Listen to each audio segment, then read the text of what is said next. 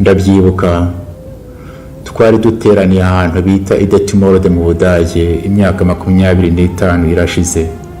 Twari abahutu, abatutsi n'abazungu b'i Burayi ariko babaye mu Rwanda. Twarimo abihaye Imana, abapadiri, abapastori n'abarayiki. Twamaze icyumweru dusenga dusabana, ariko ku munsi wa nyuma habaye ikintu gisa n'igitangaza. Abatutsi baturutse mu Rwanda, bamwe bari n'inshuti zacu twari dutuye tuziranye, batubwiye inzira y'umusaraba banyuzemo muri jenoside.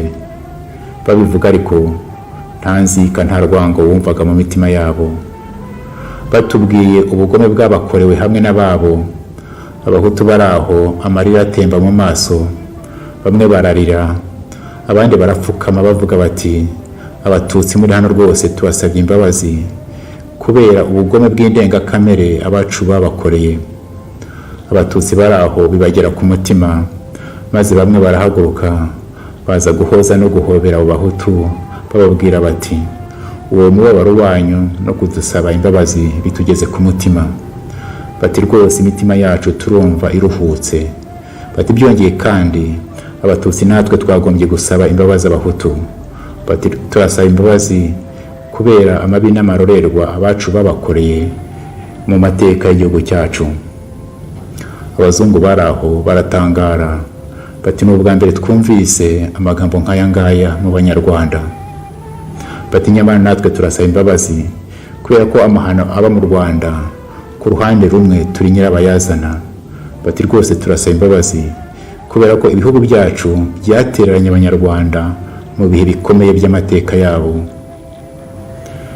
Ibyo birangiye turicara turaceceka. Hashize akanya hari umuntu uhagurutse aravuga ati ibi ngibi bibaye hano ni igitangaza Imana idukoreye.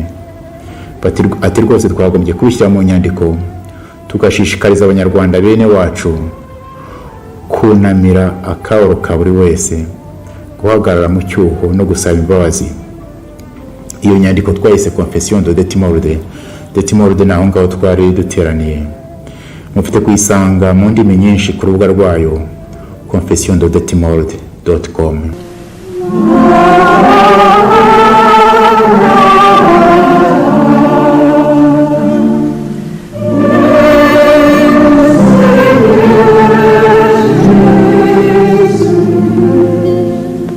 Mu bantu basinye iriya Confession y'Idetimorode, bamwe baratabarutse. Murambasabira ngo Imana ibahe iruhuko mu bayo.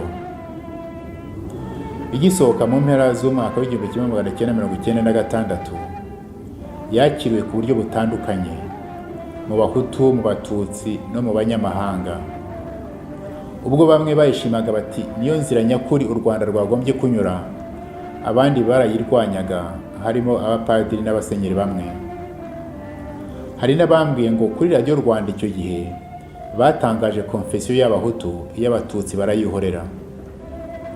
Rwose ndemera ko iriya Confession y'Idetimorode ifite kubera Abanyarwanda inganzo y'ubwiyunge, bakava mu kangaratete ko guhora bitana ba mwana imbere y'amahano yabaye mu Rwanda. Wigira ubwoba bwo gutega amatwi akababaro kundi maze ureke kakugere ku mutima. Nawe kandi wigira ubwoba bwo kuvuga akababaro kawe nta rwango nta nzika. Wigira ubwoba bwo gusaba imbabazi abo wakomerekeje. Niba kandi abo bakomerekeje baritabye Imana kandi ukabana n'abantu bagifite ibikomere ku mutima, wigira ubwoba bwo guhagarara mu cyuho no gusaba imbabazi. Wowe undeba kuri iyi video muri aka kanya, ndakwinginze ngo wohereze iyi video ku Banyarwanda bose uzi. Ntukike ko ari amafaranga za views nshaka, dore ko amafaranga yaca ibintu muri iki gihe. Ahubwo ndashaka ko Abanyarwanda twese twashyira imitwe hamwe, tugashaka uko twahurira mu gacaca, maze iriya Confession ikatubera inganzo twavomamo ibikoresho byo kubaka u Rwanda nyarwo no kwiyubaka ubwacu. Kubera ko uyu mwaka iriya Confession izagira yubile imyaka 25, nzajya nza buri munsi duhurire kuri channel bita Confession de Detimorode kugira ngo duhanurane.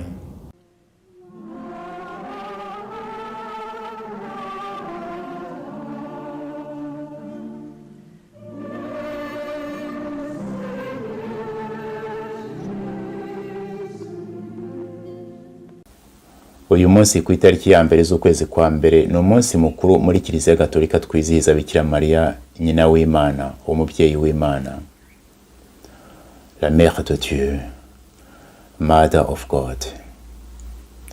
Imana ijya kumuha yamurangurijemo inema zose, iruzuza, irasendereza. Mu guhashya amashitani uriya mubyeyi n'indashyikirwa n'indahangarwa. Nimureke tumwiyambaze umunsi nijoro kugira ngo adufashe guhashya amashitani ari mu Rwanda no mu Banyarwanda. Nimureke tumwiyambaze, azabikora rwose. Muramuke na hejo.